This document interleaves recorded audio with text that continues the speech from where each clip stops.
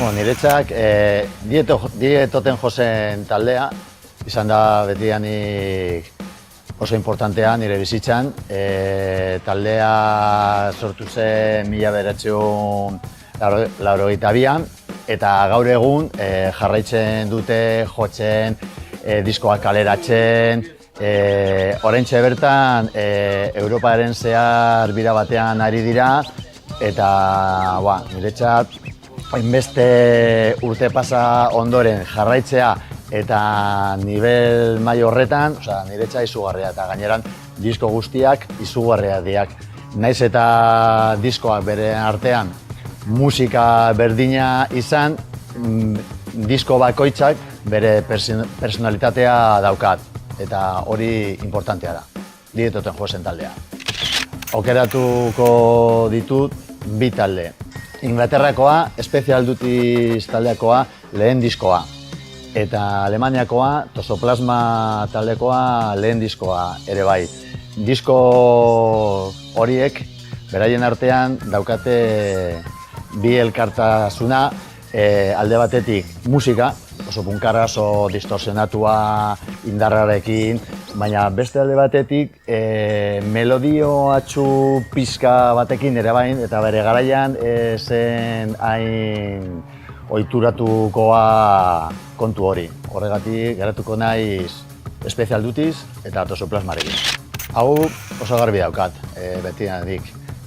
Rip taldekoa kantu bat, baina zen hain ohikoa kantua eta El Incorruptible kantua. Musikalki niretzat oso simplea eta ona da. Kantu on bat egiteko ez dut behar hainbeste akorde, hainbeste denbora egiteko hain luzea izatea, eta kantu hori oso egina dago, baina batez ere nola abesten duen portu kantua niretzat izugarria, betidanik eta betirako, El Incorruptible, Rip. Aukeratuko dut En la línea de frente kortaturena. Kantu hori barruan agertzen esaldi oso importantea dena, salta una valla, dobla una esquina, en cualquiera adoquín está la primera línea. Niretzat esaldi horrek esan nahi du edozein gauza baligarria da borrokatzeko.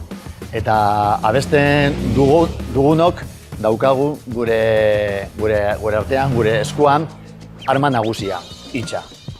Eta horregatik niretzat esaldi hori, kantu hori, hoberena da. Taldera hau garbi daukat ere bai, eta niretzat Jo Strummer da, The Clash abeslari nagusia, baina bere trajektoria guztia. Bere hasieran, 101ers taldean, kantu oso onak egiten, eta gero The Clash taldean deno dakigu zer egin zituen gauza guztiak. Diskok osoak oso onak dira, naiz eta beraien artean oso desberdinak dira, denak musikalki desberdinak, bero bakoitzak, izugarri.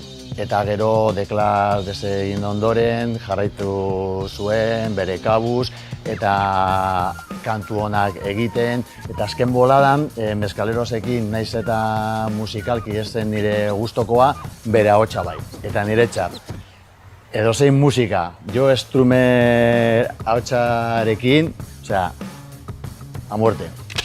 Badago interneten bidez, plataforma eta guztiz gauza asko, eta egia esateko ez dut erabiltzen, ez dut ezagutzen asko, eta formato MP3 normal ez dut erabiltzen, CD bai, kotxean, eta kasetea zoritxarrez ez dut erabiltzen, gordeta dauzkat pila bat, nosbenka baten bat jartzen dut, baina noski biniloa. Biniloa da formato nagusia betidanik eta betirako. Etxean beti entzuten ditu biniloak. Gaur egun modan da makrokonziertoa antolatzea, talde pilakin, eta nik ez dut maite formato hori. Eta ni nahiago dut leku txiki batean, bada gaztetxeak, hoberena. Orduan hori ere bai garbi daukat, nahiago dut txiki batean gaztetxe bat bada jende onarekin inguratuta eta kito. Aurreko galdera bezala gaztetxetan, baina bueno, zerbait desberdina esateko amets bat pentsatzen, agian uharte txiki batean hemendik oso urruti, lagunen artean eta talde lagunak ere bai. Beste kontzertu pasa ondoren denetatik ikusi ditut eta agian 3 kontzertukin geratuko naiz. Ramones taldekoa lehen kontzertuan Anoetan, hori izan zen, garaio hortan goratzen du eszenatoki aurrean nengoen lagun batekin nire kasetarekin grabatzen, beti bezala kasetarekin, argazkiak ateratzen eta gainera diapositiba formatutan eta bueno, gogoratzen du asko kontzertu hori. Eta gero, Andoaingo gaztetxean, lehenengo gaztetxean oso txikia, jo genuen Brasilkoa talde batekin Kolera. Eta bueno, hori izan zen, lehenengo hemen egotea Brasil talde bat, izan zen la hostia. Eta sekulako kontzertua eman zuen. Eta gero hemengo taldekin goratzen dut Altzan auzoan kontzertu handi bat, Cirrosis, Rip, Optalido, Basura, Odio eta No taldekin. Hori izan zen izugarria eta goratzen dut kontzertu hori joan nintzela maitegarri Victor Vomitorekin. Eta horregatik niretzat oso importantea da eta amodio askorekin gogoratzen du kontzertu hori. Izan zen Ukazuk taldeko lehen diskoak. Hemen Irunen, mitiko denda batean aurkitu nuen, sorpresa batean, hostias, Ukazuk diskoa, venga, etxera. Eta uste dut hau izan zela.